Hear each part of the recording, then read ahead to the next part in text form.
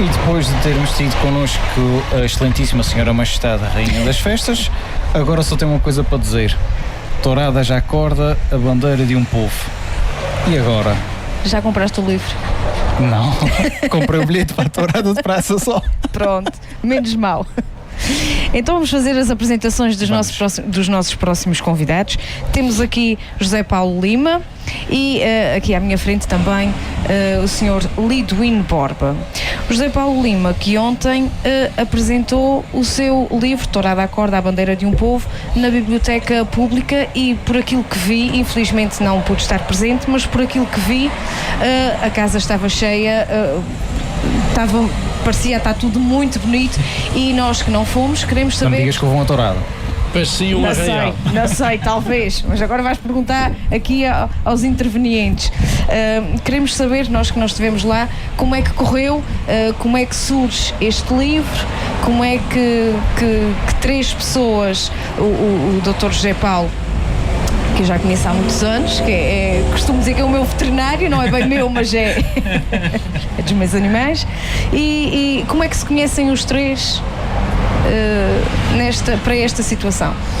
Bem, boa tarde primeiro que tudo, muito agradecido o convite.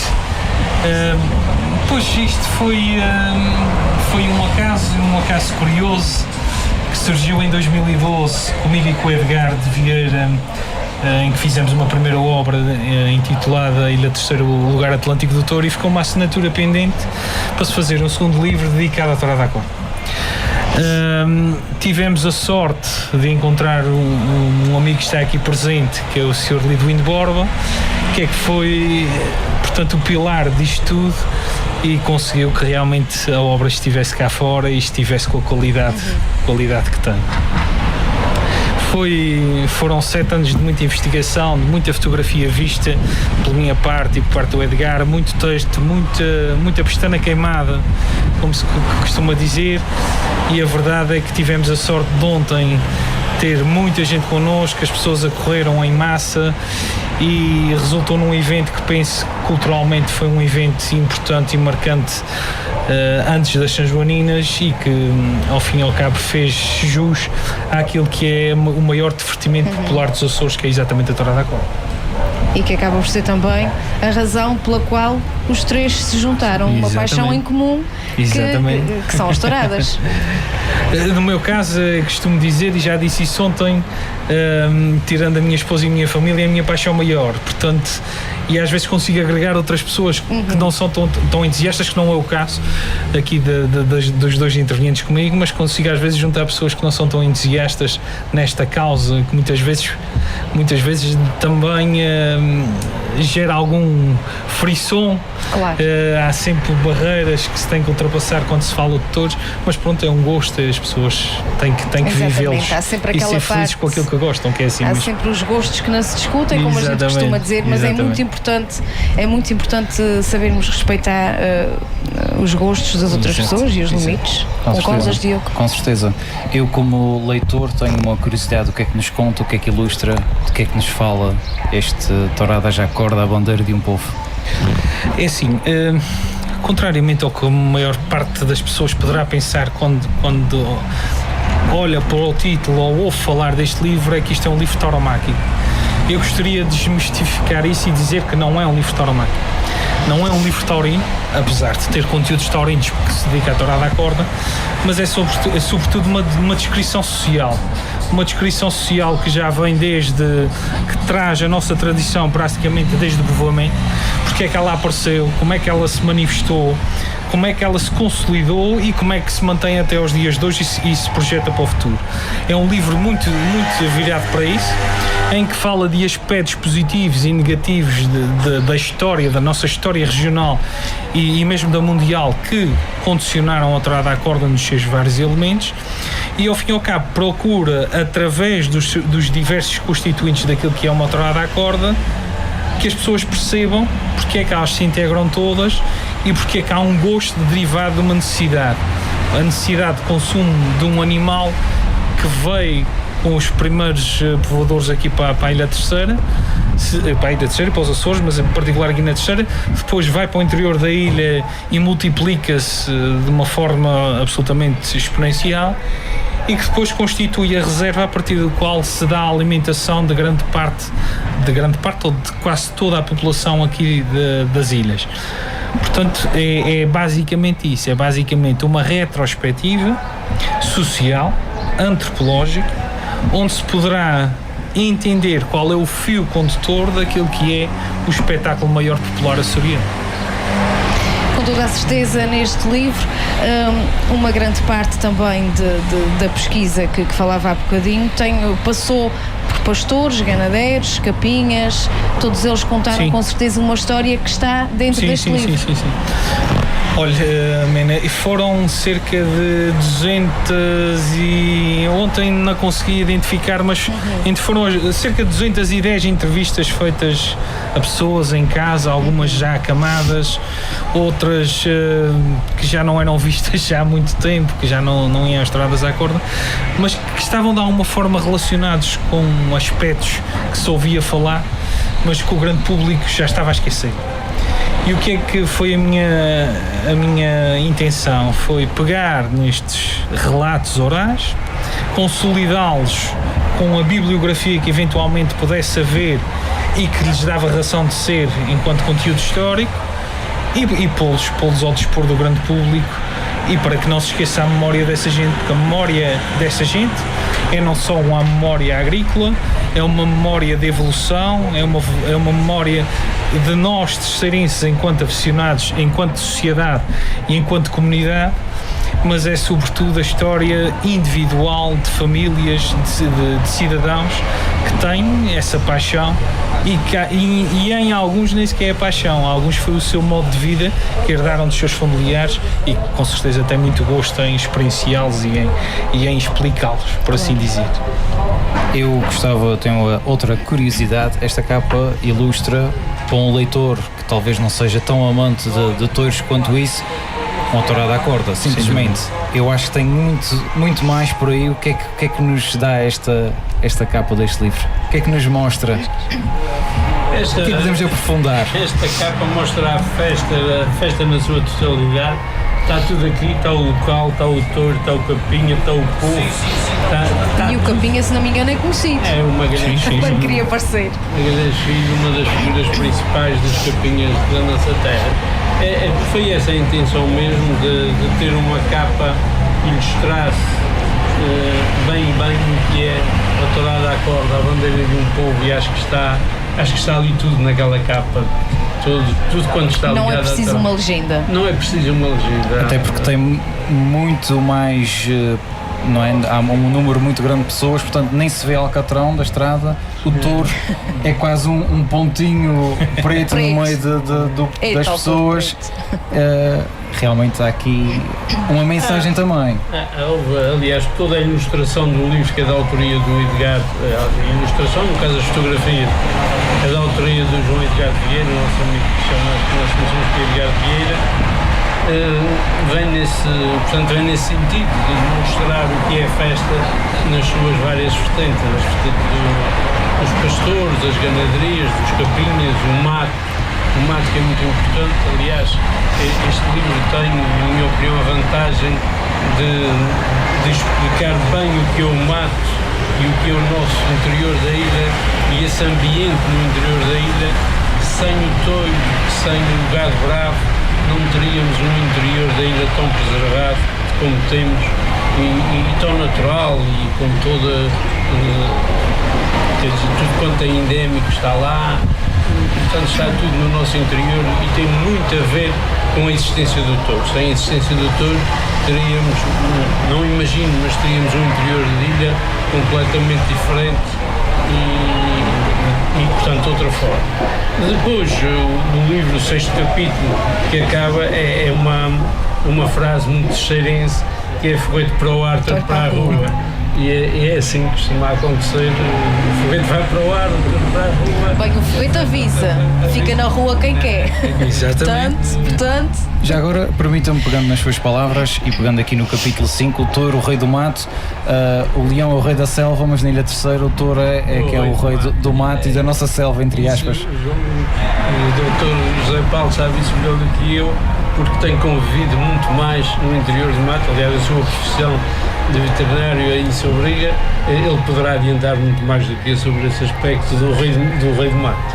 É certo, é que ele evita que alguns exploradores explorem algumas zonas, porque o touro pode chegar à frente.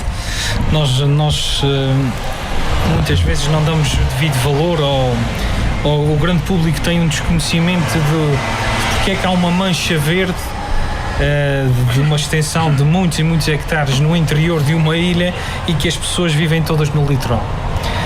Nós, se repararmos, só na década de 40 do século XX é que se deram os primeiros arroteamentos no interior da Ilha Terceira a cargo dos serviços de desenvolvimento de florestais aqui da região. A Terceira e o Pico são das ilhas que têm o seu interior mais imaculado. Na Terceira, o touro e a sua colocação no interior e a expansão dos bovinos no interior criou como um tampão que contra a expansão humana, comercial e industrial para o centro da ilha. E ao fim e ao cabo, esse ecossistema que está preservado no interior da ilha é o touro que o defende. O touro é absolutamente essencial, por exemplo, na preservação de espécies endémicas. Explico. É o touro, através do seu pisotear, das suas unhas, que não nos esqueçamos que a raça brava é uma raça mais pequena, através do pisotear das suas unhas e do rascar das suas hastes, que muitas vezes faz replantações de pequenas plantas endémicas que de outra forma teriam o seu ciclo mais atrasado, por exemplo. Lembro-me, por exemplo, das aves migratórias que vêm da América, param aqui e seguem o seu caminho em direção ao sul. O touro, elas convivem com o touro praticamente na altura de outubro a abril, eles convivem com o touro e a gente muitas vezes vê aves que é impossível ou que não temos, que são incomuns aqui para nós e que estão perfeitamente integradas junto às nossas ganaderias, exatamente porque há uma presença de uma grande mancha sem presença humana que permite que ela esteja no interior. Ao fim e ao cabo, ele é o rei do mato, mas é um guardião ecológico também. E isto tem muito valor quando nós estamos a abordar ilhas que são tão frágeis, que estão no meio do Atlântico e que ao fim e ao cabo são a joia daquilo que nós chamamos, há quem diga, da antiga Atlântida, e essa existência do touro dá fundamento a isto também. Doutor, ouvi-lo falar assim de touros e pronto, eu conheço tão bem de conhecer gatos e cães e afinal, pronto, isto é bonito, Diogo. Numa altura em que se levantam algumas vozes críticas às touradas, por várias razões, não vale a pena estar aqui a elencá-las, faz sentido contar esta história de o touro não é só o rei do mato, ou seja, o touro é apadrinhado, é acariciado muito antes de chegar à tourada. A tourada é só, digamos que o sprint de todo este processo. Faz falta que se contem mais preparos destes, não só tourada à corda, tourada de praça, o que envolve o touro, mas faz falta também contar mais isto para levantar vozes. Eu acho que a resposta do Dr. José Paulo aqui vai dar. Eu vou só acrescentar alguma coisa em relação à parte da edição. Eu já li há algumas coisas sobre tourada à corda e sobre touros, sobre tauromaquia. Aliás, já editei, já escrevi alguns livros, nomeadamente o 64, o Touro das Mulheres, os 40 anos dos focados amadores de Terloc. Já convivi com esta gente da tauromaquia, digamos assim, portanto não sei muito, mas sei alguma coisa. E de tudo quanto encontrei, foi o que eu vi mais bem escrito, mais com a defesa melhor do touro, da tourada à corda, é este livro, Tourada à Corda, a Bandeira de um Povo, da autoria do Dr. José Paulo Lima. Está tudo aqui, acho que o melhor que existe, tudo quanto se possa dizer sobre o touro, sobre a tourada à corda, está aqui muito bem resumido, e as diversas gentes envolvidas Portanto, nestas atividades estão todas aqui bem representadas. Portanto, acho que daqui em diante será tudo um pouco diferente em relação a algumas vozes que possam existir contra a tourada. Mas deixava aqui um certo apelo a todos os aficionados e esta gente que alguém se organize em formas mais seguras do que aquelas de só dizer que é bom. É pouco nos dias que correm. Se não partirmos para uma nomeação de defesa mundial, não sei lá bem o que agora, não é para aqui chamado, mas acho que o caminho é esse, organizarmos na terceira de forma que a tourada à corda seja guardada como, portanto, património nosso, como património regional e que seja intocável nos termos que alguns o querem fazer, porque é nosso, é tradicional, é popular, está tudo cá. Portanto, é a única forma, a única festa, a única forma de ajuntamento de gente que eu conheço que basta sair um anúncio obrigatório no jornal local a dizer que há uma tourada num determinado local a determinada hora, porque esse anúncio é obrigatório, nem sequer é uma faculdade, nem sequer é uma ideia de publicidade, é a própria lei do licenciamento das touradas obriga a isso. E esta gente junta-se toda sem olhar até para esse anúncio, não é? Portanto, isto está no sangue da nossa gente, respeitem isso e façam mais alguma coisa por isso, porque acho que vale a pena. Mas a conversa era sua e... Não, por favor, deixa o Liduíno, esteja à vontade. Realmente há um fator que nós não nos podemos esquecer, é que o ser humano tem medo do desconhecido. Nós taurinos, e eu agora incluo-me um bocadinho nisso, apesar do meu livro, deste livro meu e do Edgar, não querer ser um livro de defesa taurina, porque não tem pretensão disso. Há instituições que o devem fazer, a defesa da festa de touros. Entendo que o objeto desse livro não foi esse. Mas nós taurinos somos pessoas orgulhosas. Você fala o ganadeiro que cria o seu touro, o toureiro que faz a sua arte, o capinha que cria a sua sorte, o pastor que tem a sua corda, ou seja, muitas vezes os taurinos são muitos, mas rumam para sítios diferentes, são obras individuais. E a tourada à corda, pelo contrário, a tourada à corda é una, aglomera, tal e qual como o touro aglomera toda a gente, procura puxar toda a gente, reduz estratificações sociais, reduz estratificações etárias, e isso é a grande mensagem que nós temos que retirar do que nos é deixado ao longo dos anos. Se nós repararmos, há coisas que não vale a pena escondermos. A dor no espetáculo tauromáquico erudito é uma coisa assente, ou seja, nós não podemos saber quais são as características de um touro se ele não sentir dor, e temos que abordar as coisas de frente. A raça brava de Lide tem mecanismos de reação à dor totalmente diferente do que outras raças comerciais de bovinos têm, e as pessoas têm que saber isso. Agora, esses 15 minutos durante a Lide têm esse fator, não o podemos ignorar. Ele é assim, existe, é forte, e não podemos ser politicamente corretos. As coisas existem, são como são. A morte, a vida e a dor fazem parte daquela que é a nossa existência e da que é dos animais também. Agora temos que exaltar o que se faz antes, o cuidado que é feito, o mimo com as pessoas que criam os touros, andam de roda deles, que é criado quase como se fosse um membro da família. Ou seja, isso são fatores inegáveis que a maior parte das pessoas tem que conhecer, porque não os conhece, efetivamente não os conhece. Nós vivemos num mundo cada vez mais longe do que é a ruralidade. Nós estamos a viver num mundo hoje em dia em que há crianças nos nossos colégios daqui, da Ilha Terceira, que já pensam que o leite é feito em fábricas e em caixinhas, portanto, e que não sabem muitas vezes que há uma vaca por trás, ou seja, o desconhecimento das coisas muitas vezes leva a isso. E enfrentar o que está mal, enfrentar a forma de comunicar, porque hoje em dia, se não houver uma forma de comunicar eficaz, nós podemos ter a maior razão do mundo, mas se não soubermos comunicá-la é como se não a tivéssemos. Ou seja, penso que também a culpa não é só da sociedade, não é só de quem está a receber a mensagem, mas é também de quem a transmite. É também de algum absolutismo dos taurinos, dos ditos taurinos, do qual eu me incluo, que realmente não sabem, isto não é só paixão, e temos que fugir do chavão da tradição.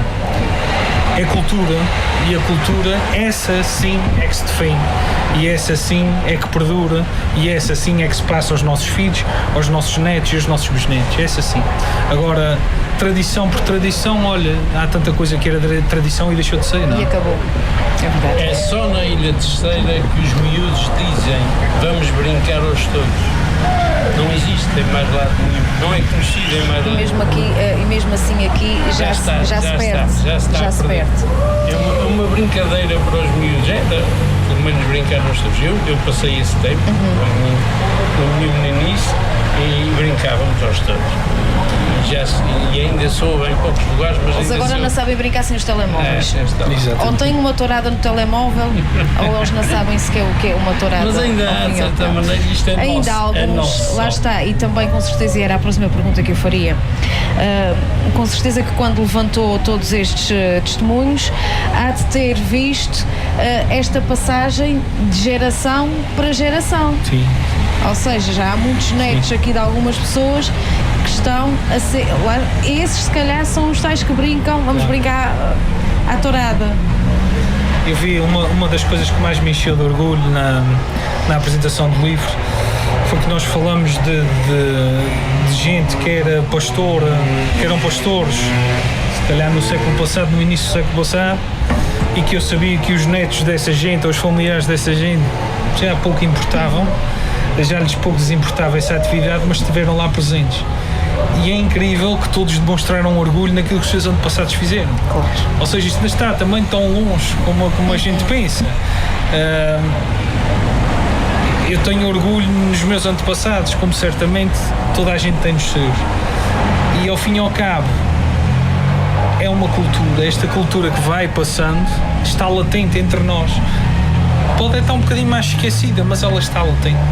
Nós não nos esqueçamos, por exemplo, que o pastor é uma figura que hoje está muito ligada àquilo que é a tourada à corda, mas que sempre foi uma figura agrícola da Ilha Terceira. Era ela que guardava os animais, e quer sejam bovinos, ovinos e caprinos, ou seja, era uma figura que vinha para a cidade vender o leite. Portanto, fazia parte da nossa vida, e depois vão sendo, cada um procura o seu lugar ou encontra o seu lugar e vão evoluindo, não é? Essas figuras sociais depois vão evoluindo. Mas toda a gente tem, com quem eu falei, teve orgulho em falar dos seus, em falar que havia um aspecto distintivo. Olha, o meu avô tinha um cão que ia buscar uma vaca assim assado. Olha, eu ainda tenho as cordas que o meu avô utilizava. Olha as sapatas do meu bisavô que pegava a corda ainda cá estão. Ligação ainda? Toda a gente tem ligação a isso. Ainda bem. Eu tenho 67 anos e talvez tenha meia dúzia de anos esta história que eu vou contar. Durante muitos anos vi e conheci as pessoas, ou uma delas envolvidas numa fotografia muito típica antiga aqui de Angra, que é uma pessoa a ordenhar uma vaca junto ao Adriano, junto à loja do Adriano. Não sei se por acaso alguns dos senhores conhecem. E fui encontrar a criança que na altura estava a ordenhar em Toronto com 92 anos, que andou comigo lá nas ruas de Toronto a conduzir com 92 anos. Suicídio, faleceu há pouco tempo. E foi ele que me disse que aquela fotografia, aquela pessoa que estava a ordenhar a vaca, era ele. Mas o meu espanto não foi só descobrir a pessoa que estava naquela fotografia, foi perceber uma coisa tão simples como eu nunca tinha percebido, que eu conheci os vendedores de leite a virem vender leite para Angra, numa carroça, com umas bilhas, com umas latas, com dizer. Aquele não vinha do Posto Santo, com uma vaca, vender o leite à porta da pessoa, ordenhado naquela hora. O leite era extraído. Era fresco mesmo. Fresco à porta da pessoa. Nunca me tinha passado. Fresco, mas quentinho. Fresco, mas quentinho. Ordenhado na hora, à frente da casa da pessoa. Ordenhado e entregue à pessoa. São daquelas coisas que o nosso povo daquelas histórias que existiam, que não são fictícias, são verdadeiras, e que a maior parte das pessoas não sabe. Um dia leite com uma vaca à porta, não é? Olha, também fiquei a saber agora, nunca tal pensei em cima de fora. Já que estamos a falar em curiosidades, foi ontem na apresentação o arquiteto José Parreira falou no nome dado às vacas e aos bois e aos cães, a bragada, a calçada, a galanta e não sei quanto mais. E eu, em tempos, numa conversa o Dr. João Ventura, que era funcionário na altura da biblioteca e hoje é ativista nas obras públicas. Ele contou-me uma história de uma investigação que fez e que estava relacionada a uma herança de família com essa história que estava a investigar. E então, nos documentos da herança estava lá uma listagem dos bens, e uma parte dos bens eram as vacas. Era a galanta, era a picarda, era a francesa, era a estrela. E ele disse-me assim, são todas com 3 sílabas. E porquê? Não se sabe. É verdade. Eu não conheço nome nenhum, deve haver, mas não conheço nome nenhum que a gente costumava chamar as vacas, os bois e até os cães. Hoje os cães já não é bem assim, porque já está mais modernizado. Agora já tem nomes de pessoas. Mas nesse tempo era praticamente, o que eu conheci era feito por 3 sílabas. É uma curiosidade só, mas porquê 3 sílabas? É porque se ouve bem, é porque é fonético, Olha, é porque fica soa aqui, bem, não é? fica aqui Será que é por matéria estar para mais relacionado um com a livro. terceira? Talvez. Nunca se sabe. Terceiro, não? Nunca se sabe. Muito bem. Talvez um dia possamos saber. Qual é a perspectiva de futuro nesta área? Previsão, claro, obviamente, ninguém adivinha o futuro. Mas relativamente àquilo que é o futuro das touradas à corda, Relativamente às touradas à corda. pois as touradas à corda irão existir enquanto existirem miúdos que brincam aos touros até aos 10 anos. Cada vez são menos. E esse também é um assunto que a gente tem que abordar, é que cada vez são menos. No entanto, a tourada à corda tem uma coisa. O touro é posto na rua, às nossas portas, para o nosso trabalho, exige que nós estejamos calçados em condições para podermos fugir dele. Ou seja, o touro impõe-se, ou não, o touro impõe-se todos os dias, de maio a outubro, num arraial qualquer ou numa rua qualquer. E para ele estar na rua, o trânsito não pode passar, a estrada tem que estar fechada e as pessoas, quer se queira ou quer não, têm que levar com ele durante 2 horas. Ou seja, não há muitas atividades que realmente possam presumir disso. E enquanto isto for assim, eu penso que as coisas vão evoluir. É claro que eu vejo muito entusiasmo ainda das gentes mais jovens pela Festa Brava e pela tourada à corda em particular, e centremos-nos aqui muito na tourada à corda. Vejo muito entusiasmo, vejo cada vez mais ganadeiros. É uma atividade difícil em que quase todos eles perdem dinheiro, mas vejo muitos ganadeiros. Eu acho que tem futuro, eu acho que sinceramente tem futuro e irá perdurar, mas temos que cuidá-lo, temos que cuidar desta tradição com muita elevação. Tem que se pensar nela não só baseado nos interesses de cada um dos intervenientes, e torno a dizer os interesses de cada um dos intervenientes, mas como um bem geral terceirense, açoriano, e que é, ao fim e ao cabo, a bandeira de um povo, não é? Se nós não cuidamos da nossa bandeira, mais ninguém cuidará dela. Alargar aqui as touradas à corda a outras ilhas, como já tem acontecido no caso de São Jorge e Graciosa, vem cimentar ou desvirtuar o que é a nossa tradição? Vem cimentar. As touradas à corda irradiam. A origem das touradas à corda podia ter acontecido em qualquer ilha. Há qualquer coisa aqui, apesar de não ser documentado, da importância da presença da corte. Há uma parte da corte e da presença de espanhóis aqui. A presença de espanhóis não está documentada efetivamente se há uma influência grande, como houve em outros aspectos da sociedade, na nossa gastronomia, nos casamentos que houveram com pessoas terceirenses, com castelhanos na altura, mas é natural que a tourada à corda tenha evoluído por isso. Mas ela irradiou para as outras ilhas. O entusiasmo que se vive, por exemplo, em ilhas como a Graciosa é muito semelhante ao nosso, com as suas especificidades, mas é muito semelhante ao nosso. Existem lá aficionados que gostam disto tal e qual como eu. É bom, e quanto mais, olha, até a expansão para São Miguel acho que seria bom. Já há lá uma ganaderia, há um embriãozito daquilo que poderá ser touradas à corda, mas quanto mais massa crítica houver, quanto mais população aderente houver a este fenómeno, ganhamos todos em mais força que temos para reivindicar o que se queira reivindicar, nem que seja só a defesa da integridade e da sua genuinidade, sem falar de pormenores históricos. Só isso, penso que quanto mais gente houver ligada a isso, melhor, não? Tenho que pegar numa coisa que o José Paulo disse, que tem a ver com os ganadeiros perderem dinheiro. A ganaderia é uma atividade agrícola, portanto, os apoios que existam são no âmbito da agricultura, perdem dinheiro por amor à camisola, digamos assim. Ou aquilo anda ali resvés como Dorico.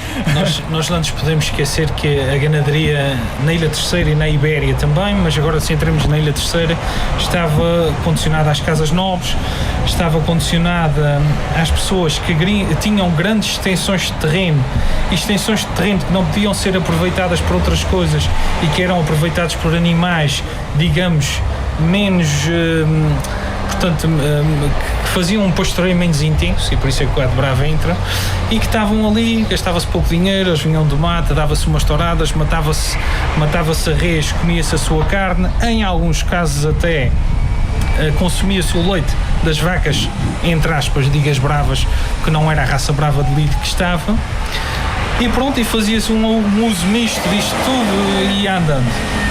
Hoje em dia, com a especialização, primeiro com a separação daquilo que era o gado para consumo do gado bravo, depois mais tarde com a separação daquilo que era o gado para a corda do gado da praça,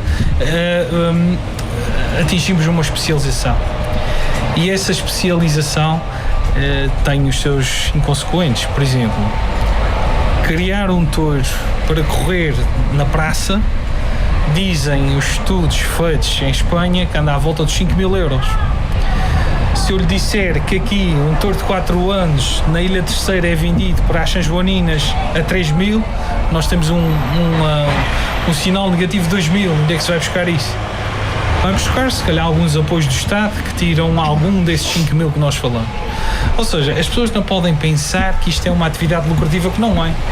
É uma atividade que vem ancestral, que dá estatuto a quem tem esses animais, e aí está, há muita gente que perde dinheiro mas tem esse estatuto, que trabalha e esfalfa-se para ter aqueles animais bem tratados, mas que se calhar em sua casa priva-se de muitas coisas, e é isso também que as pessoas não conhecem. É claro, com as devidas exceções, 3, 4 exceções, mas é muito trabalhoso.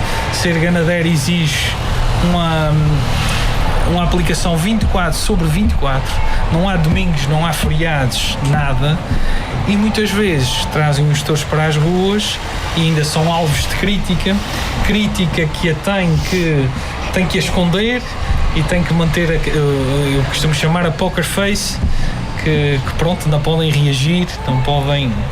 Devia ser assim, não poder reagir. Então, ser ganadeiro não é fácil. Há aqui uma preocupação com estes animais, tal e qual como se tem com os animais domésticos, como quem tem um cão, um gato. O touro para o ganadeiro deve ser um animal de estimação. Sem dúvida. Sim, pronto. O touro para o ganadeiro é um membro da sua família. Nós temos sementais aqui na Ilha Terceira que quando morrem, o Sr. Liduino fez o livro de um deles, que é o 64, houve gente a chorar quando o touro morreu. Posso acrescentar que o ganadeiro, Humberto Filipe, que no entretanto faleceu, Humberto Filipe, com quem convivi com ele, esse livro inclui um DVD em que está lá gravada a morte dele, feita por Luís Silva. O Luís Silva, por acaso, andava ali perto e na altura passou lá e gravou. Estava em ação. A morte dele. Estava em ação. E o Sr. Humberto Filipe só ouviu uma vez. Nunca mais conseguiu. Eu também só ouvi uma vez e arrependi. Nunca mais conseguiu. Era tão emocionante para ele que eu nunca mais consegui ver. Eu falo agora daquilo que profissionalmente me é trazido todos os dias. Eu fazia vacas de leite e vacas de carne, hoje em dia já não faço, dedico-me à clínica de pequenos animais e por carolice a tratar animais bravos. Nós, quando abordamos um animal bravo, os tratamentos são sempre até ao fim. Enquanto houver possibilidade, é para se tratar, é para garantir que o animal vai ter uma vida nova e que vai ter uma vida que, mesmo que não venha para a estrada ser corrido ou para a praça ser corrido, lhe garanta a qualidade de vida para estar no campo e para ser contemplado pelo ganadeiro. Ora, isto nas vacas de carne e nas vacas de leite não é assim. Chega-se ao ponto em que o cifrão diz que não pode ser mais e o animal é refogado. As coisas são duras, mas são assim que existem. Já no animal de companhia não é nada disto. é como se fosse um membro da família e que tem que ser levado até ao fim, até ao último das possibilidades, mesmo até às últimas. E o touro é assim também. Portanto, há um paralelismo aqui de amor que não é só à festa, porque este amor à festa está centrado naquilo que é o amor primordial ao animal. Eu sou aficionado, com muito gosto, mas o meu amor e a minha paixão primordial é aquela raça, é aquele animal enquadrado no campo e a fazer os seus ciclos de vida biológicos normais. Portanto, é quase igual e leva-se muito mais longe aquilo que se tem por um touro, não é? Já sei qual vai ser o meu próximo animal de estimação. Não vai. Não vai. Eu já tenho. O sol não me loira, não. Não te esqueças da inflação. Não acredita, não me esqueço. Olha, Diogo, não sei se queres fazer mais alguma pergunta. Eu não sei, eu perguntava já agora, para adquirir o livro é preciso ter cuidado porque não são muitos exemplares, não é? Portanto, isto... Tem uma edição de 500 exemplares, ontem vendeu-se uma quantidade apreciada no lançamento. Eu queria ver se ainda hoje os colocava à venda no comércio local, como eu costumo fazer, ou seja, Tabacaria Angra, Adriano, Sapateia e Aeroporto. Não vou chegar hoje ao aeroporto, isso já sei, mas um dia destes vou deixar lá os livros. E tudo indica que vamos ter uma segunda edição em não muito tempo. Realmente a procura excedeu todas as expectativas, as pessoas gostaram imenso do trabalho. E pronto, vai estar aí à venda nas lojas, custa 25 euros, onde custou 20 no lançamento. Às vezes fazemos isso nos lançamentos. E se as pessoas entrarem em contato com algum de vocês também? Sim, via telefone também mandamos. Eu tenho vendido muitos livros para todo o mundo via correio. As pessoas encomendam ou por e-mail, ou pelo Facebook, ou pelo telefone, ou pelo site, porque eu tenho um site lidwinborder.com. Aliás, ele já está lá. O publicitado é só fazer encomenda, tudo se resolve relativamente simples. Então já sabem, se quiserem adquirir o livro, tem todas as formas e mais algumas para o poderem fazer. E até com tem certeza pagamento vão ficar muito bem. que agora está na moda. É verdade, o MBWay. O touro já aderiu às novas tecnologias. É verdade. Tem que aderir. Muito bem. Da minha parte, só agradecer. Da minha parte também, foi um prazer ter os dois aqui. O Sr. Lidwin também, que já conheço há muitos anos, também de um outro programa de rádio, o Dr. José Paulo, porque, como eu já disse, é o meu veterinário, deixei de ir ao médico, por quem eu também tenho uma grande admiração. No meu caso é o veterinário da Mila, não é meu. Pronto, eu nem sequer vou enunciar o nome dos meus... A minha última é que foi aquela, que me derrubou, infelizmente. Mas pronto, por quem tem uma grande admiração e desejo a maior sorte. Obrigado. Que venha essa segunda edição muito depressa e que tenha o mesmo impacto que a primeira ou mais ainda. Tudo de bom. Obrigada pela vossa presença. Muito Alguma obrigado. coisa que o Rádio Clube possa ajudar, com certeza que estaremos aqui. E continuação de bom trabalho também para o Rádio Clube, porque é a nossa voz da terceira. E queria só dizer uma coisa que me pediram para informar. O Edgar, por questões profissionais, não está aqui presente, mas é uma figura absolutamente essencial e em coautoria aqui do livro, as imagens são dele, claro. E tudo faz sentido no texto. Por ele também, com ele também, com certeza. Porque ele fez estas imagens fantásticas. Para ele também um abraço muito grande e também muita sorte e tudo bom para os três. Obrigado. Obrigada a nós.